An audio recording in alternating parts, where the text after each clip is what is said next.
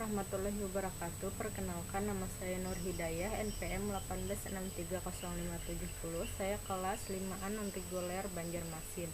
Di sini saya akan mempresentasikan pemilihan menu dan pengisian formulir.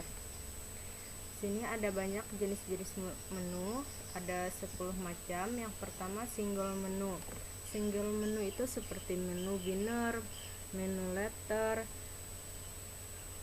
Yang kedua ada button choices.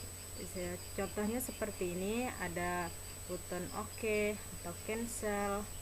Yang ketiga, multiple item menu.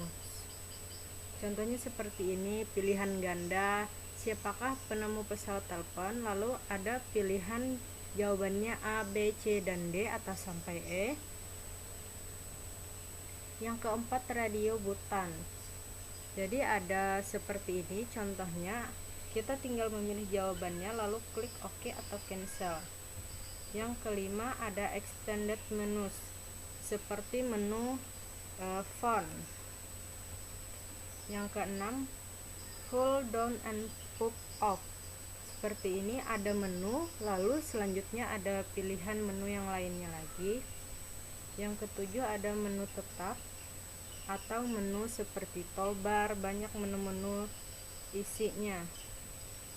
Yang kedelapan, linear sequences and multiple menu, memandu pemakai melalui serangkaian pilihan dengan urutan yang sama. Yang kesembilan, multiple selection menus. Jadi banyak pilihannya, menunya nanti kita pilih yang mana.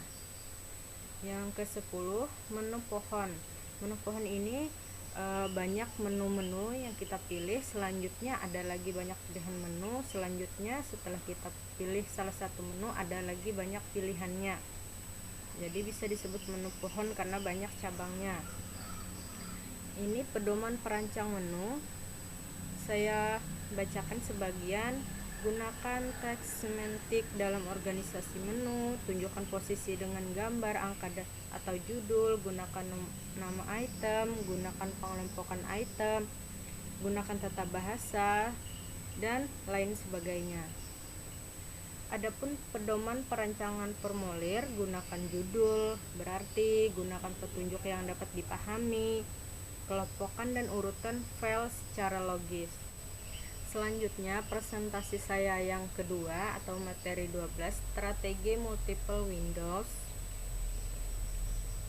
Strategi multiple windows ini persoalan yang dihadapi banyak pemakai komputer. Ada Windows housekeeping, perancangan window tunggal, perancangan multiple window, window zooming, koordinasi dengan window yang rapat, dan melihat citra dengan multi windows. Yang pertama, persoalan yang dihadapi banyak pemakai komputer perlu melihat lebih dari satu sumber dengan cepat dan cara yang tidak banyak mengganggu tugas kita.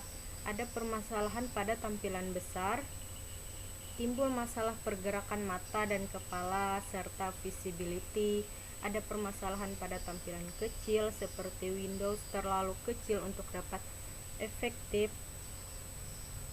Yang kedua, window housekeeping, aktivitas mengurusi Windows yang berhubungan dunia komputer dan tidak langsung berhubungan dengan tugas pemakai.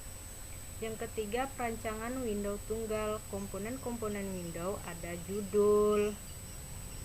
Judul ini untuk identifikasi Windows. Beberapa window tidak mempunyai judul. Tempat judul dapat berubah warna untuk menunjukkan window yang sedang aktif. Yang kedua ada bingkai. Bingkai ini untuk menandai batas Windows. Yang ketiga, scroll bars, untuk menggulung atau memindahkan tampilan ke isi window. Adapun aksi-aksi window, yang pertama aksi membuka atau open action. Aksi yang kedua, aksi membuka, menempatkan dan menentukan ukuran. Yang ketiga, aksi menutup atau close action. Yang keempat, aksi mengubah ukuran. Yang kelima, aksi memindah atau move action. Yang terakhir, aksi membawa ke depan atau mengaktifkan. Ketika digunakan Windows bertumpuk, perlu dibuat mekanisme untuk membawa window ke depan dan mengaktifkannya. Yang keempat, perancangan multiple windows. Tantangan untuk memberi akses kepada banyak sumber informasi yang telah membangkitkan banyak solusi. Antara lain solusinya adalah multiple monitor, rapid display flipping, split display, dan banyak sebagainya. Yang kelima, window zooming. Pemakai dapat memperluas ukuran window hingga selayar penuh dan kemudian memperkecil ke ukuran semula. Yang keenam, koordinasi dengan window yang rapat. Beberapa kelas koordinasi yang dapat dikembangkan oleh developer antara lain adalah synchronized scrolling, ada hierarchical browsing, ada direct selection, ada two-dimensional browsing, ada dependent windows opening, ada dependent windows closing, ada save or open window state. Dan yang terakhir, melihat citra dengan multi windows.